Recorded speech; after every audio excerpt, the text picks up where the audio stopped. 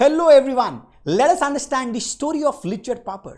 Now the question arises, sir ये पापड़ company के बारे में आप क्या बताओगे?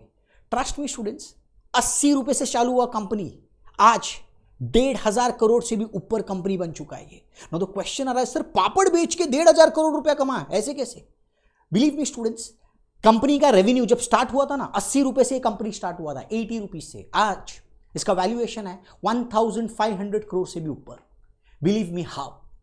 This Lichet Papad company was started by 7 Gujarati women from Bombay who wanted to start a venture to create a sustainable livelihood. अपना घर चलाने के लिए इन्होंने अपना एक छोटा सा बिजनेस स्टार्ट किया था. 7 गुजराती बहनों ने हम पापड़ बना के बेचेंगे, no doubt. The women borrowed ₹80 from Chhaganlal Karamsi Parekh. Chhaganlal Karamsi Parekh ब्याज में पैसा देने वाला, उससे पैसा लिया इन्होंने 80 रुपया. एंड 80 रुपया लेके इन्होंने लॉस मेकिंग पापड़ कंपनी इन्होंने खरीदा.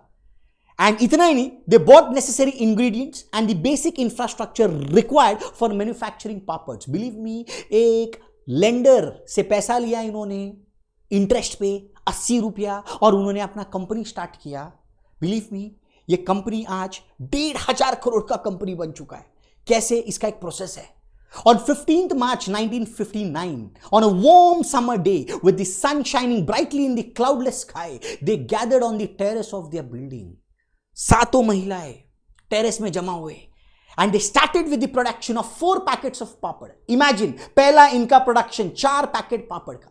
एंड यही 4 पैकेट लेके ये लोग किधर गए मालूम है स्टूडेंट्स? बुलेश्वर मार्केट में, और वहां पे एक वेंडर को बेचे. भाई हमने पापड़ बनाया, अब ये बेचो. They started selling the papad to known merchant in Bhuleshwar, a popular market in Mumbai.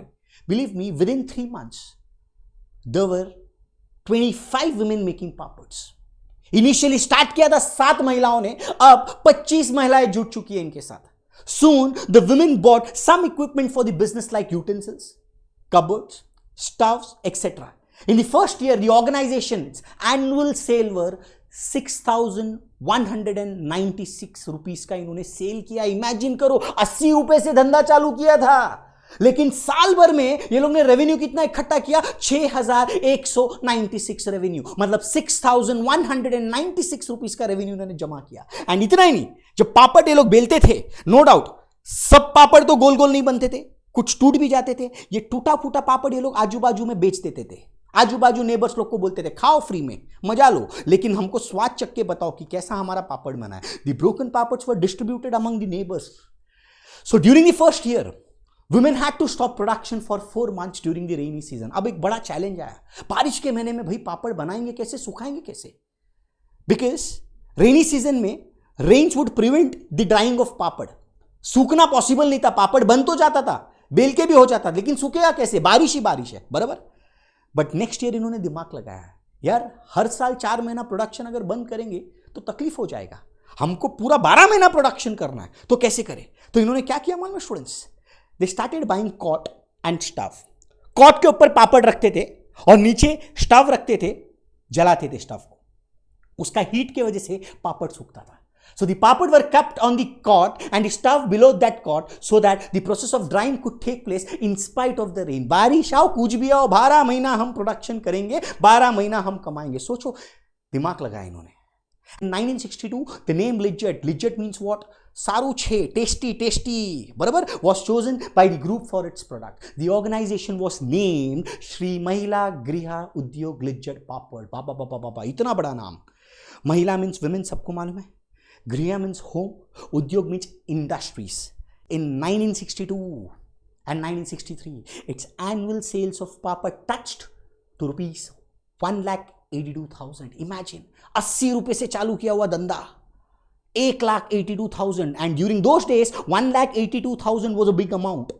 7 महिलाओं ने चालू किया हुआ बिजनेस, 25 जुड़ गए. धीरे धीरे trust me, almost 40,000, more than 40,000 employees were a part of Lichet Papad. Today, I'll tell you the fact, it provides employment to more than 43,000 women and has exported worth more than 80+ crore rupees. Imagine students, 80 crore से तो ज्यादा धंधा इनका भारगांव से आता है. मतलब यहां पे बनाते, भारगांव में बेचते, पैसा आ गया. सोचो क्या रेवेन्यू मॉडल है. एंड बिलीव मी, काम करने वाले सारे महिलाएं, वहां पे हार्डली कोई मैन एम्प्लॉयमेंट दिखेगा students, believe me, maximum women employment यहां पे है। चलो देखते हैं मैनेजमेंट चलता कैसे है इनका। Legit believes in philosophy of Sarvodaya and collective ownership. It accepts all its working member as a owner and an equal partaker in both profit and loss. मतलब हर वुमेन को ये लोग अपना ओनर बनाते हैं यहां पे, एंड हर वुमेन जो भी लिजिट पापड़ में काम करते they are a part of profit and loss. So the members are the co-owners and fondly refers to all as a sister, जिनको हम बोलते हैं बहन. So the member are the co-owners and fondly refer to as a sisters, जिसको हम लोग बोलते हैं बहन. So believe me students, all the decisions are based on consensus and any member sister has a right to vote a decision. Men can only be a salaried employee here. Believe me, आदमियों का काम सिर्फ accountant का है, driver का है, security guard का है. They are not a part of profit making. उनको प्रॉफिट लॉस में कुछ लेना देना नहीं है, वो सिर्फ एम्प्लॉयमेंट बेसिस में यहां पे काम करेंगे.